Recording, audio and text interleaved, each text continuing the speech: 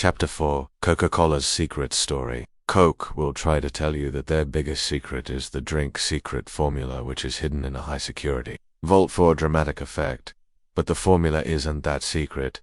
It's on Wikipedia, of course. Coca-Cola's success has very little to do with the formula. You could create a clone product, but you're never going to be able to compete with them. Let us look at why. One day a teacher in a new school suggested to the headmaster they add some healthier choices to the school vending machines, like some fruit juices. She was horrified when she was told it would be possible because the school had an exclusive contract with Coca-Cola. Coke paid the school $300,000 a year, or around $1 per student, in order to dictate which product a school sold. It turns out contracts like this had been struck with countless different schools as part of Coke's cradle-to-grave strategy. Basically, the best way to make someone a Coke customer for life is to ensure they drink it from the earliest age possible. One Coke marketing chief pointed out that it is far easier to get them at a young, vulnerable age to become a Coke customer for life than try to convert them later on.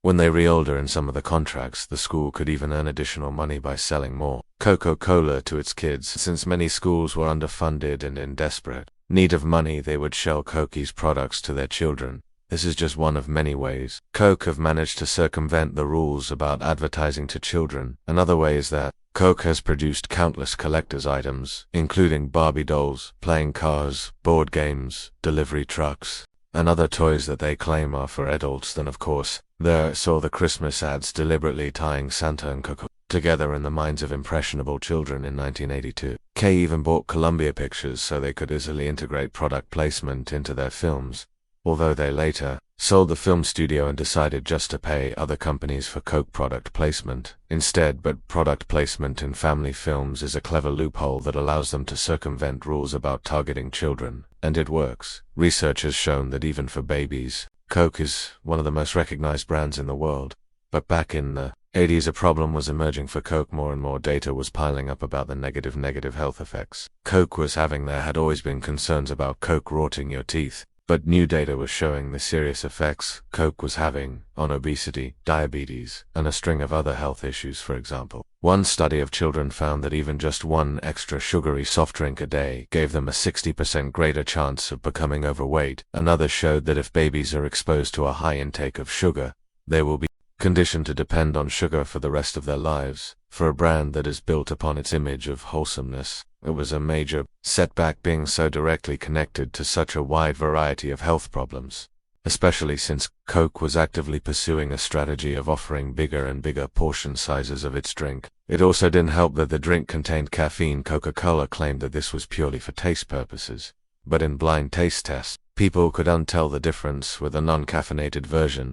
This left some people wondering why Coke continued to add this addictive caffeine to a drink that has been sold so much to kids. However, the soda industry had come to a similar realization that the tobacco industry had come to it. It's easier to cast doubt on the science than debate on policies, because you can always just claim that more research is needed. So behind the scenes, Coke was pouring hundreds of thousands of dollars into studies to cast doubts on the connection between soft drinks and obesity and diabetes. Unsurprisingly, the studies paid for by Coke generally claimed that Coke wasn't causing many health problems. However, they conveniently didn't mention who'd funded those studies. Coke also spent endless millions of dollars on lobbying state officials against sugar taxes and stronger dietary guidelines.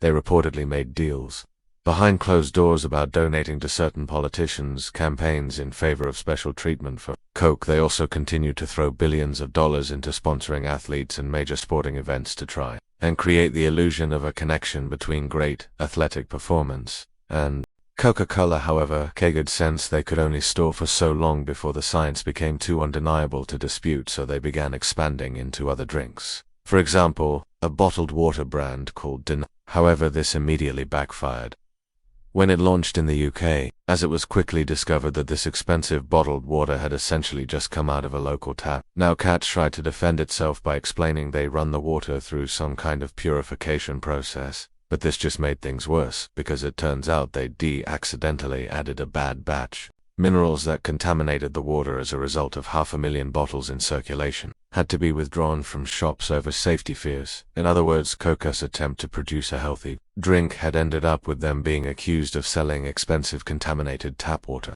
However, this wasn't the worst of Coke's contamination problems. In 1999, in Belgium, children started becoming ill after drinking Coca-Cola, eventually leading to the recall of all Coke products. France also reported more than 100 people sick from bad Coke and temporarily banned their products as well. The company was very slow to respond to any of these issues and was accused of not taking the problem seriously enough. Then in India, Coke was accused of contaminating the groundwater with wastewater. Coke actually admitted they had a wastewater issue but insisted they'd fix the problem. However, later, independent tests still found traces of toxic sludge produced at Coca-Cola's Indian plants, which reportedly has made the land bare and killed local animals that drank it and destroyed the livelihoods of local farmers. The Center for Science and Environment in New Delhi also announced it found pesticide in both Coke and Pepsi that, if consumed over a long enough period, could cause cancer, birth defects, and severe disruption to the immune system. One woman from a local village told journalists, "Before this company came, our lives were comfortable and beautiful. After the company came, within 6 months the taste of the water changed."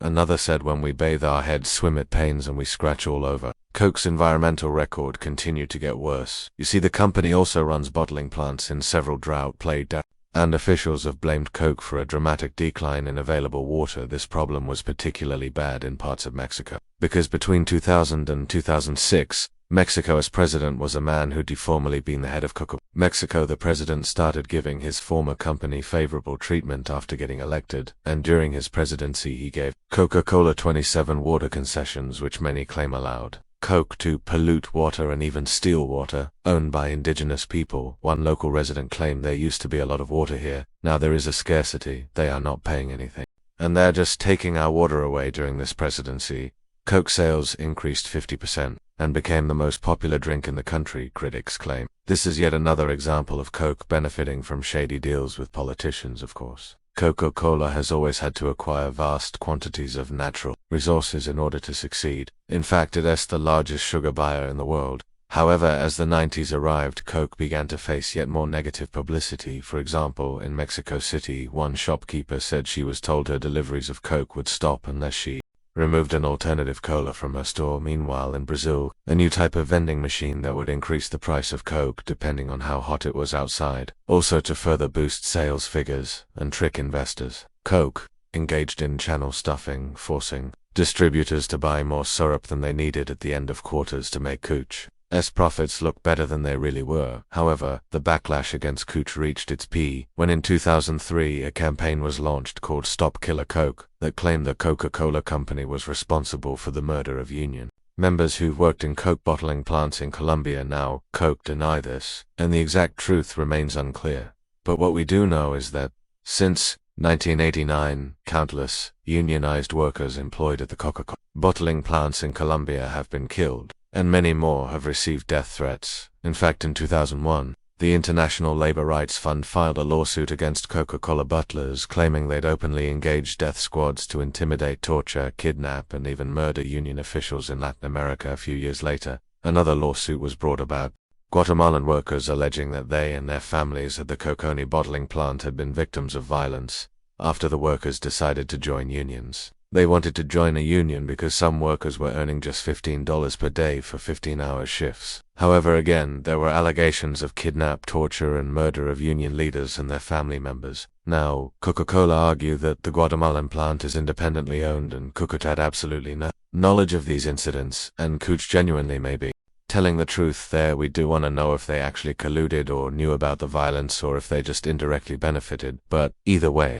the unions have been decimated by the attacks and threats, and in parts of Latin America, cocoa has been referred to as the sparkle of death. What we do know for sure is that the deeper you look into K's past, the more you chip away at their wholesome image they try to present. For example, A.K. Candler, the entrepreneur who incorporated the Coca-Cola company and played a pivotal role in popularizing the drink, once said, "The most beautiful sight that we see is the child at labor. The younger the boy began work, the more beautiful." However, before we all get the pitchforks out, I think it is important to acknowledge that if you look at any giant company with such a long history, you're probably going to find some ethical disasters in their past that's not an excuse but a reminder that business is brutal. Many of the same criticisms of Coke also apply to many of their competitors, and of course Coke has done plenty of good for the world too. We couldn't come to conclusions from just one side of the story. It's never black and white. What's ironic though is that some of the worst press Coca-Cola has ever received was nothing to do with any of these moral or legal issues.